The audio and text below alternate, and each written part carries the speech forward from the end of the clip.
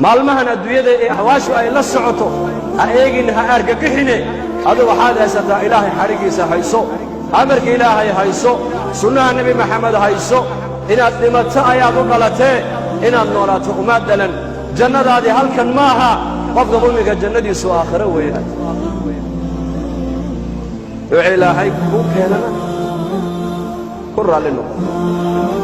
ka faqriga loo qadaray faqrigiisa waa inuu ku raalli noqdaa ka caafimaadka la siiyey caafimaadka waa inuu ku raalli noqdaa ka awlaadda la siiyey awlaadda ilaahay waa inuu ugu shukriyaa ka awlaadda laga qabtay awlaad la'aanta waa inuu ilaahay ugu shukriyaa ka nabadgelyada la siiyey nabadgelyada waa ilaahay inuu ku gartaa ka cabsida lagu imtixaamay cabsida waa inaad ilaahay kaga cabsataa ka mas-uulka laga dhigay mas-uuliyadda ilaahay waa inuu kaga baqaa ka mas-uulka laga yahayna marxaladdaad ku jirta adiguna ilaahay ku garoo kaga baq bas